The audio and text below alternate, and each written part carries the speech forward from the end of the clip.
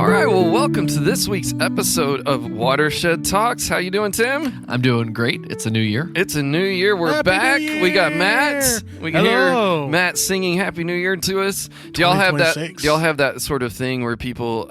Some people have like a rule, like don't tell me Happy New Year after like 4 days out, 3 days out. They're like, we don't want to What, hear it. really? Yeah, they're it's like the Ebenezer Scrooges of Happy New Year. They're like, you get 3 days or something, or 1 week, and then no more Happy New Year. I feel like my rule is if it's January and I haven't seen you yet, I'm going to tell you Happy New Year. I love all these like social unwritten laws. Yeah. You know. Well, have you noticed like everybody's turned off their Christmas lights now?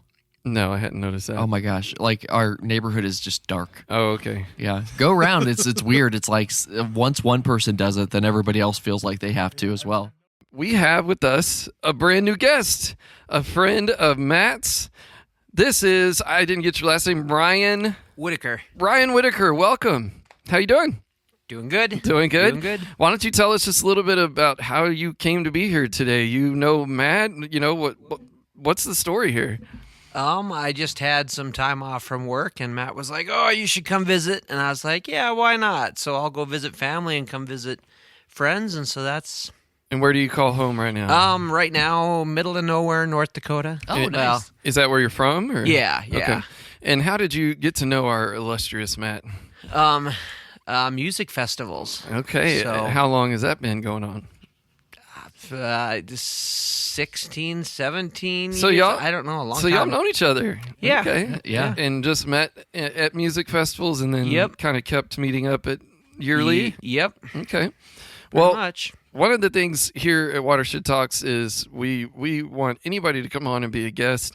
The only thing we ask is that you, in some fashion, consider yourself a faith leader in your community, or at least your faith is something that leads you into your community in one way or another. And what we kind of hope to do is, honestly, is to help people see that that's not just for pastors, right?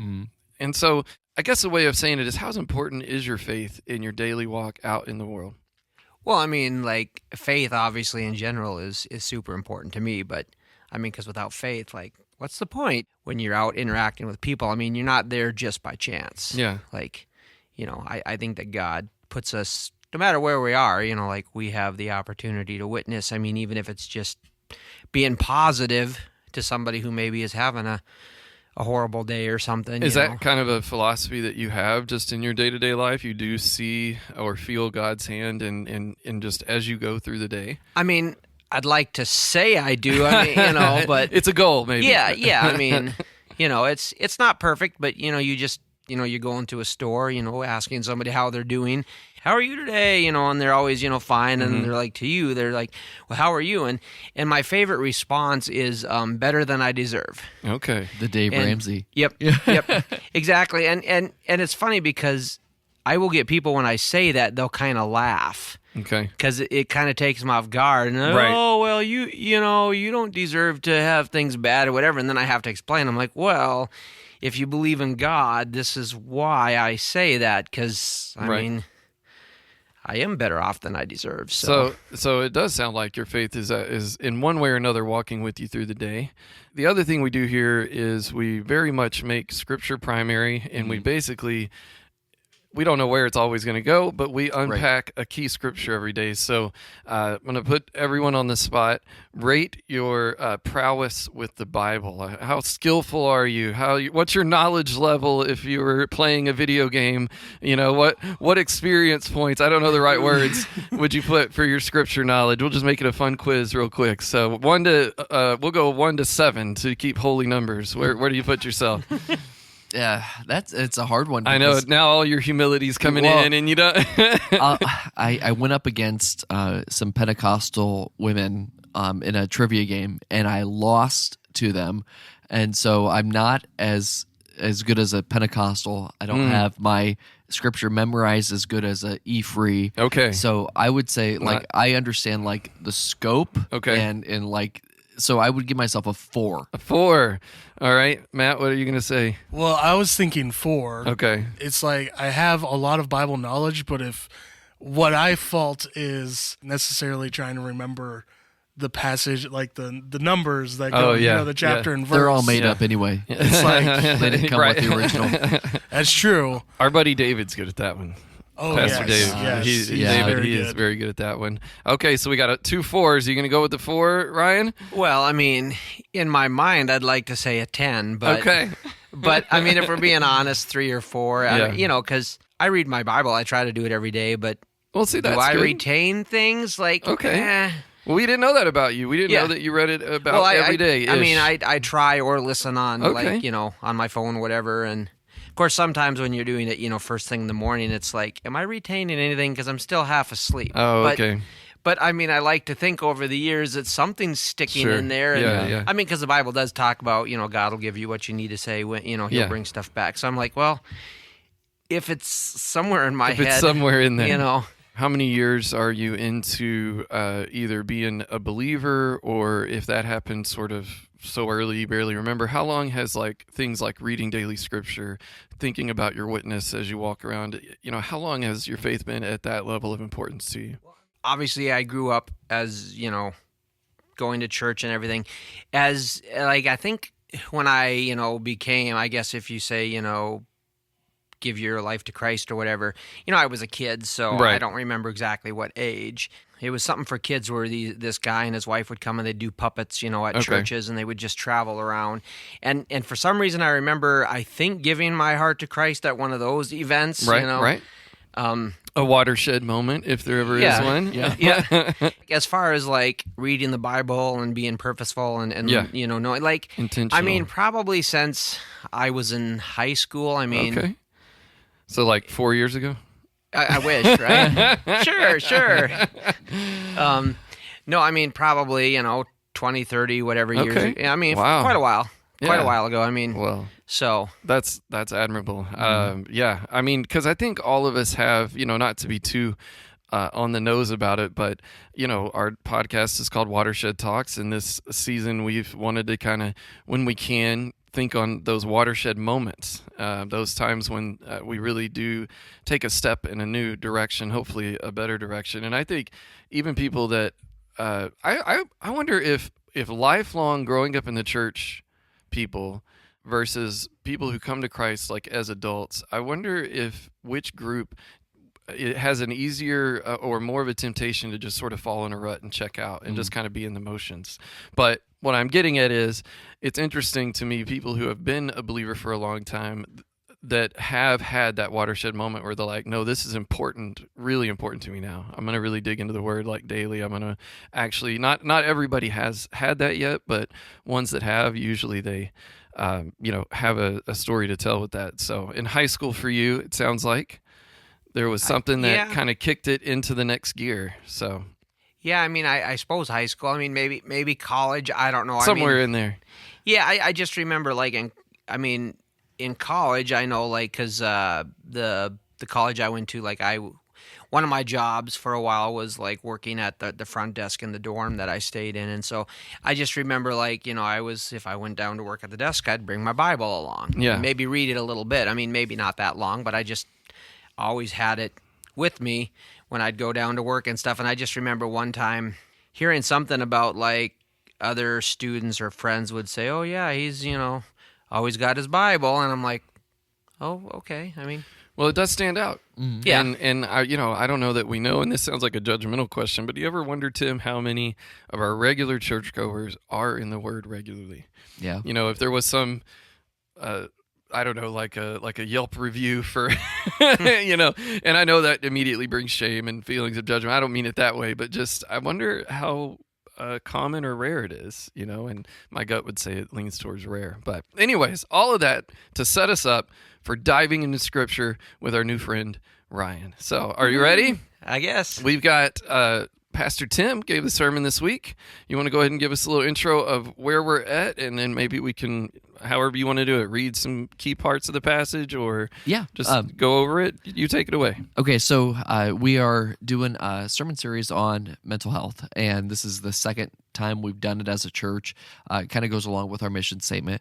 And so we are in Matthew chapter 26, and we're going to be in this section of 36 through pretty much, I would say maybe a little bit over 50 or so. Okay. So if you're kind of following along, and what has happened so far is they've had the Last Supper. They're not quite there to the trial and the crucifixion and resurrection. Okay. But it's where Jesus goes to the Garden of Gethsemane, which means olive press. Yes, it does. And Gat Shemanin, I think. Oh, really? Shemin. I know it's Gat is the first part. It's from the Hebrew. Gat Shemin? It's like G-A-T and then either Shemin or Shemanin or something like that. So yeah. I've been there before. You have? Yeah, it's a beautiful place. Oh my gosh. Oh, that's cool. Yeah, I actually have a picture of me standing in front of Armageddon. It's a field. Okay. You know? So like it's like me saying, "Hey, welcome to Armageddon." But if you ever, oh my gosh, there is something hilarious in my mind now of Pastor Tim standing there as the world ends, just waving at the camera. I'll get the picture. I'll show you. It's hilarious. But so it's a beautiful place, and you can kind of see why they went to it, because it's quiet. It's a little bit away from Jerusalem, and you can kind of, I think from what I remember, you can look down at Jerusalem, which is kind of a neat thing. Don't you find it really? I think the Bible is. This sounds trite, but I genuinely think the Bible is one of the best works of actual just literature. Oh yeah, and. So one of the things as I've gotten into it more and more is I really pay attention to the setting, and I find oftentimes the setting is saying a lot. It's really provided just the setting, and so oil press, a place of high pressure. Oh, that's good. And now we're going to be in a story about, you're going to take us into mental health, right? Yeah. So anyways, go ahead. So, the thing that really got me was, Jesus is there with his disciples, and the two disciples that are with him, actually all of them, except for Judas, because he's going to betray him, they're all there together, and Jesus wants them to stay awake. And so Jesus says in verse 36b, it says, "Sit here while I go over there and pray." And he took Peter and the two sons of Zebedee along with him.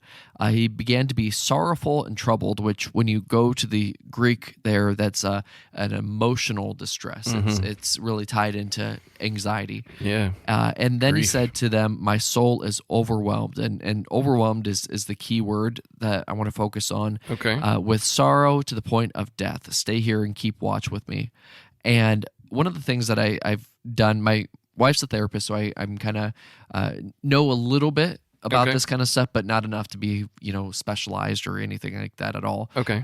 But there's something actually called a feelings wheel. And when I preached this sermon, I gave everybody a feelings wheel, which what it has is it's a circle with 3 concentric circles, right? So small, larger, largest. Gotcha. And on the outside, it has all these different random emotions that you'd feel like exhausted, overwhelmed, joyful, all these different things. And then it takes it one layer in, and then it kind of says, well, this is anxiety, or this is left behind, or feeling left in the sense that that's like a root of that feeling that you and then in the very core you have the core emotion. So if you've ever seen the movie Inside Out, you have joy. Love that movie. I know. And, love that movie. You've got sadness, and just the so it's core. I'm almost seeing like the primary secondary color wheel. Oh yeah, exactly. Okay. That's a great way to put it. And so when you look at overwhelmed, and it goes from overwhelmed to anxiety to fear. And what was really neat about this is the reason why therapists use this, it's therapy 101. It's very, very basic. But when you can name the emotion that you're feeling, you actually have power over it. Yeah. And it's something that your brain does, where it's like, okay, so when it's kind of just nebulous, when it's out there and we don't really know what to call it, we can't put a finger on it, then it has a lot of power over us, because it's like, I know something's wrong, but I don't know what it is. But once we can say, you know what? I'm overwhelmed, and the reason why I'm overwhelmed is because I'm anxious and I'm afraid of what's going to happen. Yeah, the Eastern desert mothers and fathers, they taught that you don't try to change your behavior. You just try to see if you can see it. You don't that's a try good to way. like change. You don't try to change your habits and stuff. You just sit back. They really would talk more about watching your mind and observing where your mind's going. But again, not with this like pressure to make a change, but just if you can observe it and see it and practice that, it will change it. Right. I mean, that's exactly That true. kind of sounds like this what, is yeah, it. yeah. Because the second step you do is once you name it, you just sit with it. And that's what you see with Jesus. I mean, he's there and he's praying. He continues to pray, and this is where you get the let this, if it's not possible for this cup to be taken away, may your will be done. This is where he bleeds. He's sweating so hard that he's starting to visibly bleed out of his body. Okay. And that's actually a stress reaction as well. Okay. And so just kind of wanted to stop there. I have more that I can say about it, but the one thing that I thought was really, really neat, and I shared this before the podcast, was if you watch any kind of horror movie at all that deals with demonic possession or whatever it is, right? And I think you see this in the Bible too, where the if you have the name of the demon, right, or, then you can have power over it and you can cast it out. And the same is true with our emotions. If you can put a name to that emotion, like you're overwhelmed, then you have power over it and you can exercise it. You can cast it out.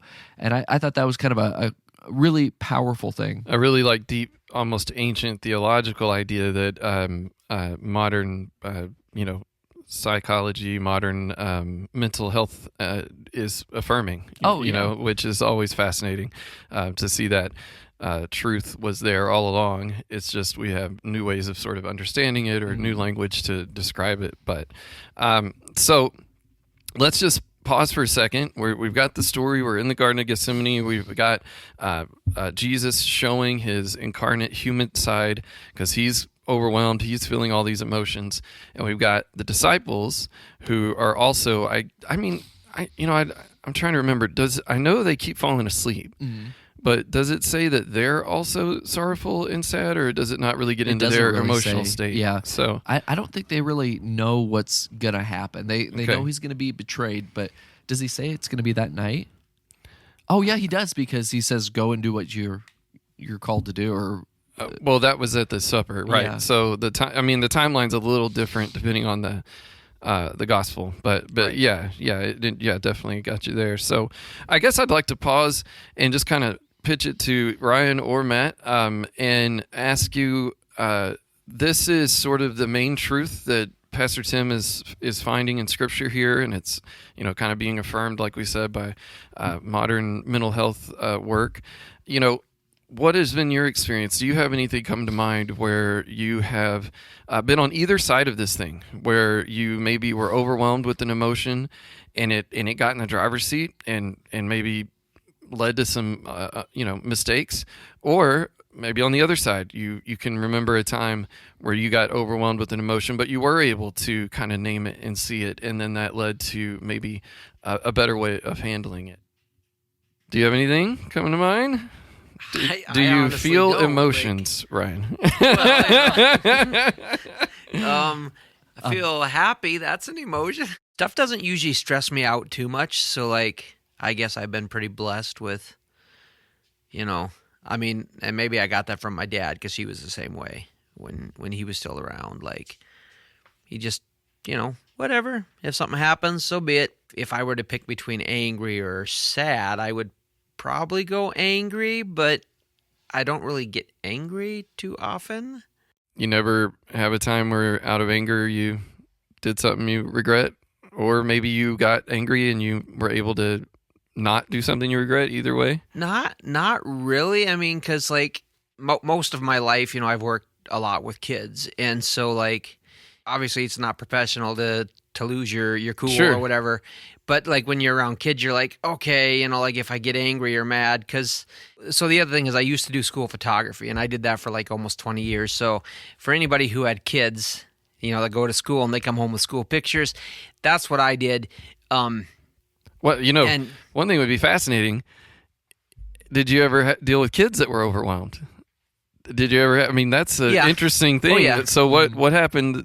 Was there any particular moments that Well, are, you were kind of crazy moments due to a kid being overwhelmed one way or the other? Yeah, because doing pictures, I mean, it's not like as an adult you're like, well, why can't you just sit here for 5 seconds and just let me take a picture, like, but when you're dealing with kids, depending on their age, I mean, you get, the little kids that are scared for whatever reason. I mean, because like I had a school that I did for many, many years, and they had a pretty big little like preschool area, and so I was the one who was always did the preschool kids, and they loved it, because one year I wasn't there. The company I worked for just wasn't thinking, even though me and a lot of other people said, he's supposed to go to that school. He does it every year, and they didn't.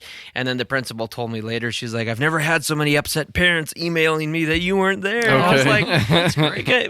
But so I had one kid, and he was ready to take his picture. This little, I mean, he's probably, 3 or 4? Okay. And he got up there, and I bumped the camera, right. prematurely, and it, the lights flashed, and that was it. He was done. And then for like a couple years, it was always, when he would walk past as I'm, taking pictures, he'd look at me, all done. And we couldn't get him back up there. So we never got a good picture of him. Okay. But, it was just, and it took a few years before he actually got to the point. But, but then talking about feelings, I had another kid one time, because you'd have kids that they'd get so scared that they'd leave, and it's like, let's go get the janitor and mop fear it up. Is a good, yeah. Because I had at least one kid that did that. It's like, so I mean, I don't know exactly. I mean, the picture turned out fine. The amount of patience, because I'll tell you, for me, I don't know where this is on your will, but impatience is a big one for me. Looking it up. Like as far, I know I said matter, Sab, but if we're just thinking of stuff of where we have emotions that tend to get kind of big. I'm not usually the anger one, but I'm usually more the sort of hurt one. But as far as aside from that, I would say impatience is a big one for me. So I don't know, I don't know that I could do that job, Ryan. That sounds like something it would take a lot of patience in order to. The job is not for everybody. I mean, in fact, my technique is I've actively, consciously practiced having patience with my impatience. Has been one way to help. Like when I know I'm feeling it, and what I have learned, because I actually do go to therapy and get that, our whole family does, is that I never realized, and this really affirms your whole. I didn't realize that I do get anxiety. Oh yeah. I always just like sloughed it off. Like, I kind of grew up in a home with a father figure that like depression wasn't real. It was people whining and being lazy and not wanting to work, right? And maybe you can think of people that sort of view it that way, and the need for the idea that people could truly deal with what I guess, would you call it, clinical anxiety, clinical depression, like a long-standing. So I realized kind of getting into my adulthood, I sort of didn't really inherit that judgment like he had for it, but I also just couldn't fathom that I had any of that. Well, it turns out I do have anxiety a lot, and that's something I've had to work on. In fact, I just got done reading a book on congregational leadership, non-anxious. It was non-anxious congregational leadership. Was that Stanky? Yeah. And that one actually really helped me out a lot, because I realized, and I still kind of resist. It's almost like I feel embarrassed to admit it, or it's almost like, I don't know. I need to not, I'm stronger than that. I don't know, but but I do. I get that. And I think that's tied to that impatience. But so that kind of goes with your naming it. Really does help, though. It does, and one of the things that you can start to do too is your body has physical signs because you hold it somewhere. And so you're good at seeing those. Well, and you really are observant at that. It kind of comes with doing this job, but also being with a wife who's very she knows exactly what you're feeling. And I have a son who can pick up on it too, just really easily. Kind of that empathic side. He'll know when I'm upset before I'm upset. Absolutely. But it's kind of neat. But you're absolutely right. If you can name it, and then what you do is then you start to see it like the physical things, So when I get stressed out, one of the things that happens to me is I start getting a pain in my chest, almost like having a heart attack. Oh, really? And I've had that all checked out and stuff like that, but your body gives you triggers, and oftentimes your body will tell you before your mind tells you. Okay. Matt, what's coming to mind for you in anything in this realm of being overwhelmed with some emotional response? What do you got? I would say me and you are pretty similar. Okay. In the sense of, like, there's something in the Decker household with patience where there's no patience. Okay. And there's also straight to anger as well. And so that is definitely something that can be a challenge, and I've learned that I don't like it. So when you say you don't like it, what do you mean? Being around it, like, so if there's tension in okay. For example, I can feel like there's tension in the house, and so I want to go apologize to, like, my brother. We gotcha. Just to ease he doesn't feel anything. Right. It's like, he's was upset, and now it's over with, and it's like, wait, where's the resolve? Oh, that's a big one. Yeah. Yeah. And I feel you on that. To testament to Ryan, because now we've had 17-hour plus road trips together. Right. I have never seen Ryan angry. Okay. He's fine, calm, and collected, and just So- the cheery self. So if you, Tim, tell me if this metaphor works or not, but I guess what I'm kind of hearing is the idea that we don't want it's okay to have the emotions. Oh, yeah, And, for sure. and I think our British ancestors gave us a bit of a leftover unhealthy view of emotions as being bad completely. And like the right way to be is totally emotionless. I don't agree with that. And I do see that play out. So it's okay to have the emotions, but this is a metaphor, we don't want them in the driver's seat. Right. Yep. Right. And so when you're recognizing that you're feeling impatience, is there anything you do so it's not in the driver's seat that, because maybe you've regretted when it was in the driver's seat? What Tim has been talking about, just knowing that it's there and naming it in a sense of like seeing, almost seeing yourself getting to that point. Yeah. Helps a lot, where you can then just that awareness. You can stop yourself and be like, what we talk about a lot, like stop and breathe for a second. Yeah. Be like, See, I'm that's being impatient. It's okay that Ryan's talking my ear off. Yeah. And he's happy. And the breathing is super important. And that's one of the things, we'll probably bring it back around to our practices, but I love these tools in the toolkit. So naming it is one, taking a breath. At home, we do HALT. So we check to see if we're hungry. That's almost the number one. Oh, yeah. For me, that's basically, I would say. If you're hangry? I'm hangry. So when I am very impatient and I'm starting to get to anger, it's almost every time I need to eat. But the other one is right behind that so it's HALT is stop and see if you're hungry, if you're angry, if you're lonely, or if you're tired. Huh. So I love verse 41.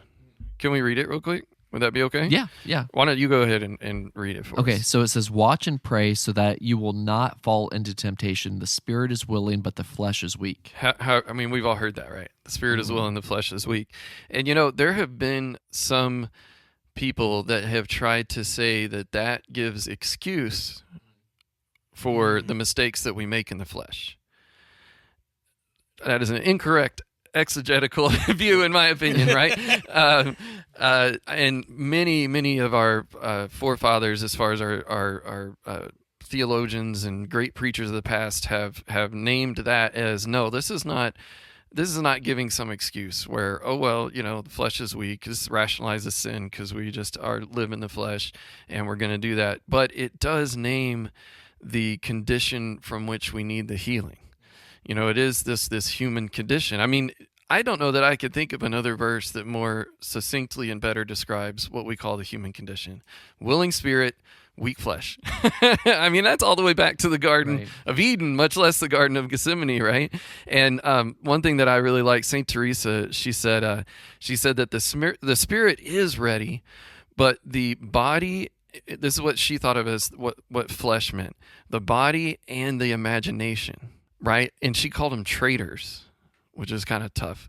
But what she was getting at, as far as I understand, is when we don't recognize that we have these emotions that have kind of got into the driver's seat, how much does that affect our interpretation of what's happening in the moment, of what other people are doing, right? Oh, yeah, how for sure. often does Yeah. that impact we're talking about negative feelings here. So in a negative way, our perception of the people around us, the situation, that's what she kind of meant by the imagination. So, if I am able to know, wait, I might be in a place where I'm negatively filtering my perception.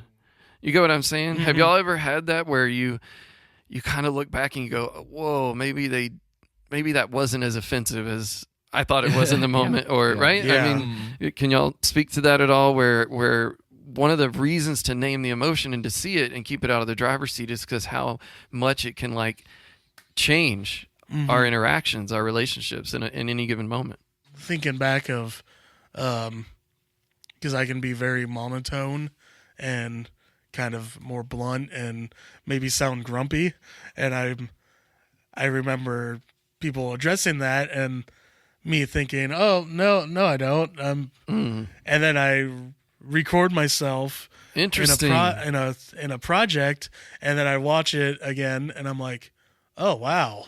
Now, let me make sure I'm hearing you. Are you saying that you'll get that kind of monotone when you are upset and you're just not aware? Yeah, I would say so. Like Interesting. I have to, my default. That's like your physical marker, like your heart or your chest Right. pain. Yeah. Yours is like your voice goes to a different Yeah. tone. That's really fascinating. Yeah. How about, has anybody, and you go either way, have you ever dealt with someone misinterpreting you? Even if you weren't in a really negative place that misinterpreted them, have you had to deal with conflict or resolving that when, they took you the wrong way? And you're like, I think you might have been in a hangry place there or something, right?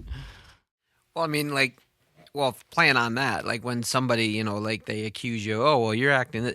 Sometimes it really makes you think, and you're like, you get defensive because, oh, that's not the way I was. But then later on, you start thinking, you're like, oh, well, maybe. It's a little non-dual, maybe there a little was something little there. bit of and- truth on both sides. Yeah. Yeah, it's usually the way, right? Yeah.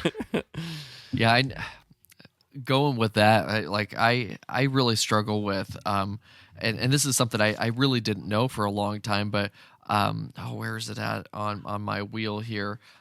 It's under disgusted. Okay, so judgmental, and then it goes into disapproving and then disgusted, and so Yeah, I want to see. I know, right? So this is. I was wondering So the challenge, the task here is to pick one on the outside. Yep.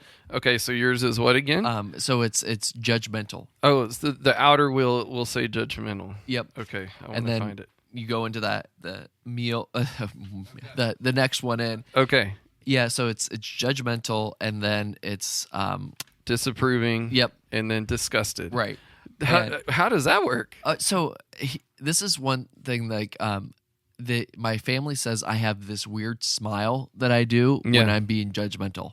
Okay. It's this kind of half smile. I don't realize I'm doing it. Okay. But it really is. It's like when my kids get a grade that I'm like, you can do better than that, or when they're saying something that I'm like, okay, I wouldn't have done that, right. You're putting some diplomatic language around.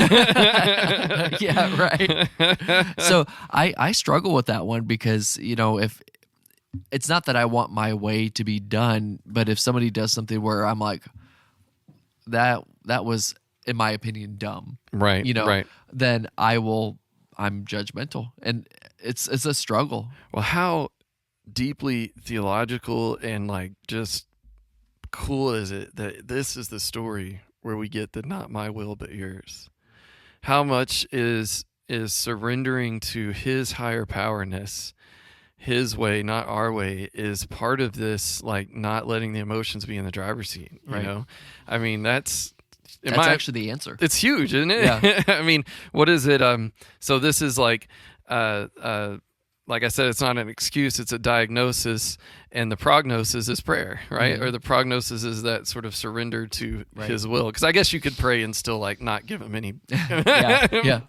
But do you mind? Do you have anywhere in particular to go next? I've got a few other things that I wanted to bring up, and so the first thing that I thought this was really cool. As I was practicing, I'm like, we have no physical descriptions of what Jesus looked like, but we have all these emotional descriptions. And I thought, well, that's kind of profound, because like the Bible only mentions what's important, and physical appearance is not important, but the emotions. That's pretty neat. Yeah, I never thought of that. That's kind of cool. So what are these emotional descriptions in this story that are standing out to you? Yeah, of so Christ? The overwhelmed, but then there's I went through and I did the children's sermon. Actually, that's why I have the inside out characters, and I went through and said, okay, Jesus was angry and he flipped over the tables, and then it was like Jesus wept, and find the inside out character, and just showed how Jesus has all these different emotions, and if Jesus can express his emotions and they actually record those down, then shouldn't we as Christians be able to do the same thing? Absolutely. I mean, we're getting in, how much I love incarnation doctrine. Right. I feel that we need to revive that, you know. So yeah, his humanness is so important. Just in youth group, we finished up kind of looking at Christ. We went through that Wesleyan basics thing. Oh yeah.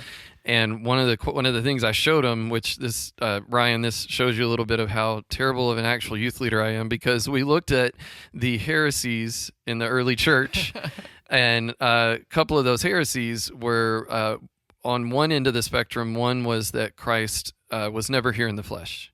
He was like a holy hologram, which we talked about in a previous episode. Like and then on the other side was that he was all flesh and not really divine, or just maybe kind of divine, right, instead of fully.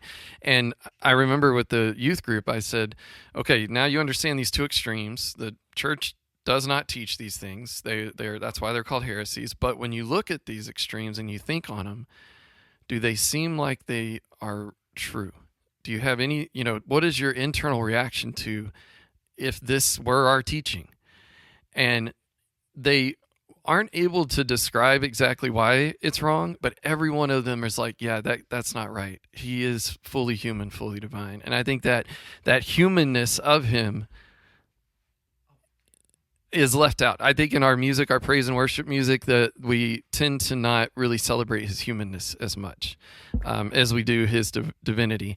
Sometimes I wonder if he's kind of like, okay, I get it, I'm awesome. Okay, like, like let's move on to some. And I mean, I'm being long-winded like I do, but to me, it is so important to see that this is part of his humanness, right? Well, and one of the things that's interesting is like when you start comparing, Protestants with Catholics.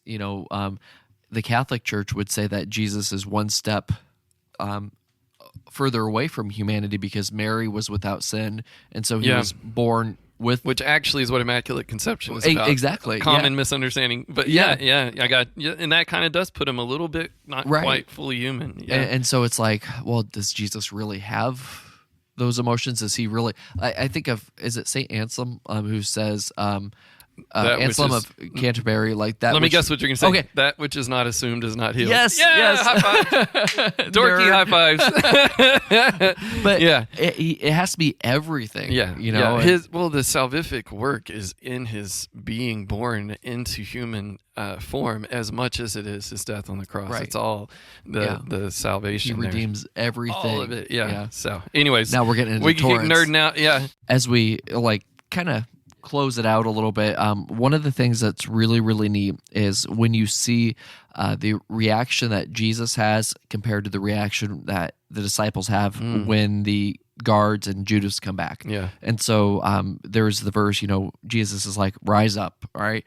This is verse 46, rise up, let us go, here comes my betrayer. Right. It's a pretty neutral statement. Right. He's there's not a lot of emotions there. He's not cussing him out. Right.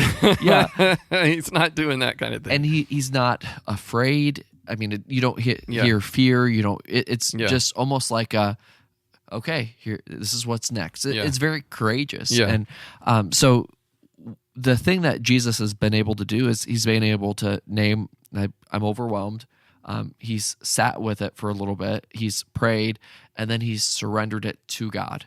And once he does that, then he has power over those emotions.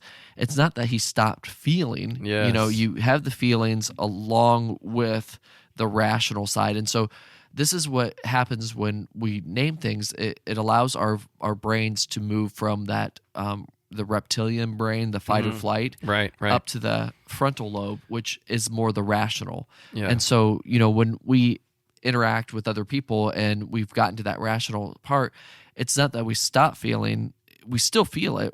We know what that feeling is, but we're actually able to overcome that and go forward. Now, with the disciples, they were all asleep, you know, and then Jesus is like, all right, rise up. And they were like, what's happening? Yeah. You know, they see the guards, they see all this other stuff. So then what we see next is Peter, he gets angry. Yeah. And so fight or flight, he fights, takes off that person's ear. Yeah. And Jesus is, you know, the rational. He's like, put the sword away, right? And then later on, we see that the disciples, they ran. Yeah. And they ran because fight or flight, the reptilian side of the brain, they didn't have time to process it and really think about, okay, what's going on? Would you call it react versus respond? Exactly. Yep. Yeah. So, The therapist would call this a reactive mind. and that's the disciples are, Yep, the are disciples the example are. here. Yep. Okay. And then the Jesus has the wise mind because wisdom He is is being responding. able. Yeah. Okay. You could take the emotions along with the rational part and put it together. I love that you're continuing to point out that the emotions are still there. Right. Because I really do think that people end up in some unhealthy emotional mental states when they think the answer is erase the emotion. Yeah. Push the emotion down. Don't feel it at all. Yeah. And I love that you're continuing. And isn't it, by the way, are y'all ever just like taken aback in an amazing way at how our scripture has all of this stuff in it? I know. That to this very day, with even the most modern, like, and you know, and I'm a science guy. I'm a huge fan of astrophysics, astronomy, all these. But like, isn't it kind of amazing that like our scripture has these truths in it that are just being affirmed again and again Right. and again? I mean, that actually does like. At times that makes me like swell with like kind of amazedness. Is that a word? Yeah. But right, isn't that awesome? Like here we have Christ and the disciples. I mean, thinking about just the sleeping and the awakeness. You know, I forget who said it, but somebody said that most people sleep through their entire lives. And this whole point that you're making of the need to see what you're feeling, name it, be honest about it. To me, that's seeing. And going through life and like unwilling to ever admit, you know, like you and your son, if you never would be like, oh, you know what, I am feeling that. You just never stop resist. I mean, isn't that a form of being asleep? Oh, yeah. Isn't that a form of just sleeping through your life if you'll That's a good never point. be willing to just, you know, and here it is, all in this one little Yeah. story. I just think that's awesome. Let's come to our usual close, which this is ripe for practices. Tim, as the lead dog on this one, what would yours be? Yeah.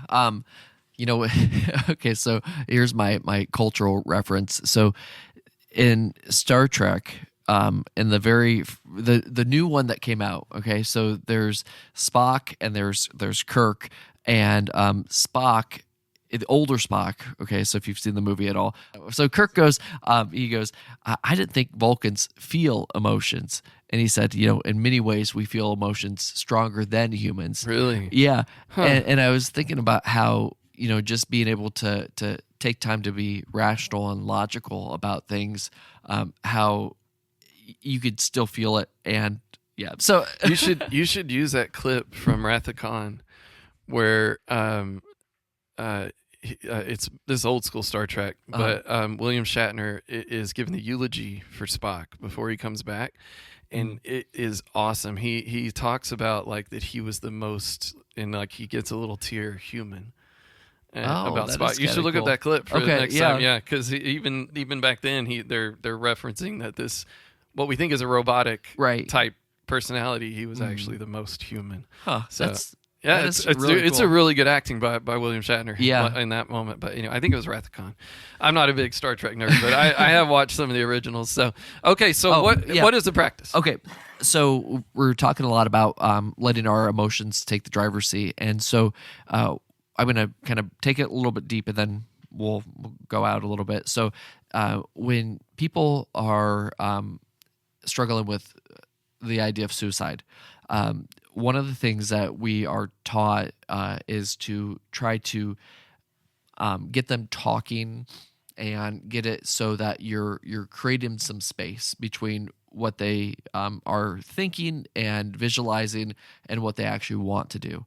And the reason why we do that is because if you can create that space, then it gives your body enough time to actually process what's going on, and you can have that rational thought. And most people would be like, I really don't want to do this. Most people who commit suicide or complete suicide, it's just like, bam, they just do it right off the bat, And so the idea with this is we can use that idea, and when you are highly charged emotionally, sleep on it.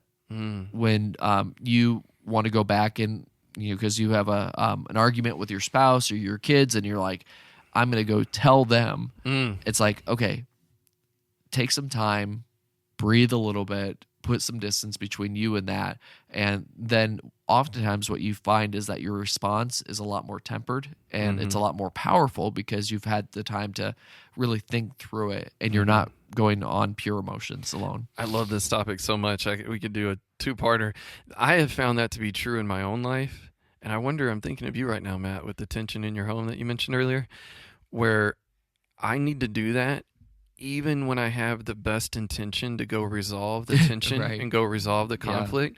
I have learned that, like, even though as far as what I'm seeing and what I'm thinking I'm doing is this good thing, it's like I'm not going to tell them off, but I'm still going in some way to control the situation and get it to go the way I want it to go. Yeah. Even though the way I want it to go is roses and tulips and much better, but nonetheless, I've learned that I even need to sleep on that. What's funny is, if you would have met me 20 years ago, like I was a lot more like boisterous. I would say things, and I would just like bam, bam, bam, and because I have ADHD, and so now if you see me like in a meeting or in a place just sitting around, oftentimes I'm not saying a word. You don't talk much. I don't. Yeah. And I used to talk a ton. Yeah, and that's me. Yeah, well, and I've learned that, like if you can just sit back and take it all in, and then you don't let your emotions guide you so much, because that's one of the reasons I don't drink, is because then my power to control that, Right, yeah, absolutely. it just goes away, and so I become. So just to recap, the Yeah. practice from you is to say it simply. Yeah, so once you feel those emotions, or even think you're feeling those emotions, put distance between you and the action that Whether you're going that's to take. sleep or a walk. Yep. Okay. Deep breathing too. Matt or Ryan? Ryan, do you have a practice? I think your practice is so good that I'm just going to need to practice that practice, is what I'm hearing. That was really good, like giving it some space, some time or whatever. Because if everybody would do that, I mean, especially online, people are real quick to, I can just say whatever because I'm Right. behind the computer screen. And Yeah. it's I think a like- good practice for that is just delete all of that. Yeah. Yeah. Right. Yep. But that's Yep. me being a little judgmental. Yeah, no, but I would say that's a really good practice. Just give it some space, some time, whatever. I mean, I was gonna say the typical, read your Bible more, but If that's what you were hearing, say it. well, yeah, you could say that. I mean, but in a specific moment, I mean, like if you're feeling something suddenly, like it, it's not like, oh, well, let's go read my Bible. Like you don't always have time for that. Mm-hmm. But I mean, and I suppose if you had scripture memorized really well, it would come back to your mind maybe. But no, I really think now after you saying that, like giving it space and time is a really good, just give some time to cool down before you do something you probably shouldn't. Or, Do you have a go-to? Well, you don't ever need to cool down. Never mind. So, yeah, exactly, right. well, my practice is going to be a little wacky. Surprise, surprise. My practice is geared towards this being a workout, just like you would work out your muscles, your body. It'd be working out some of that frailty in our flesh side. And it might sound a little wacky, but I want to encourage people. This is something to do every day. You're giving a very acute thing to do in the moment. I want to give something that's a workout regime every day. So I want you to get a journal, get a piece of paper, and I want you to, at the end of the night, this isn't a test. Nobody's going to see it. Don't put a whole bunch of pressure on it, but just write down the emotions you felt that day. Just write them down every day. Because you gave a really good thing to do when you're overwhelmed, but I think this is a more like daily workout, right? To begin, that flesh, that frailty, this can strengthen it. I'll tell you, this is a weird thing. I've done it before with the non-dominant hand. And there's some, I'm not an expert, but there's some studies to show that using the non-dominant hand, when you are connecting to some of these internal emotional things you're going through, that for some reason it has a certain healing factor. I have no idea why. I can't prove that that's scientifically true, but that's just something from my own experience. But yeah, my practice then is every night have a little spiral notebook or a little pad and just write down whatever emotions you felt that day. And over time, what you're doing is beginning to practice and get better at seeing those things. So, well, Ryan, thanks for joining us. Yeah. Yeah, we appreciate having you. Letting me crash the party. Yeah, absolutely. Are you in town for much longer? Are you about till tomorrow sometime. Till tomorrow, and then heading back. So then head on out, yeah. Well, thanks again for being here. Yeah. Matt, thanks for bringing a friend. We have extended the watershed family, right? The watershed has gotten bigger. Woo-hoo. It's all the way to North Dakota now. So. In the middle of nowhere. In the middle of nowhere. So let this talk shape our walk. All right.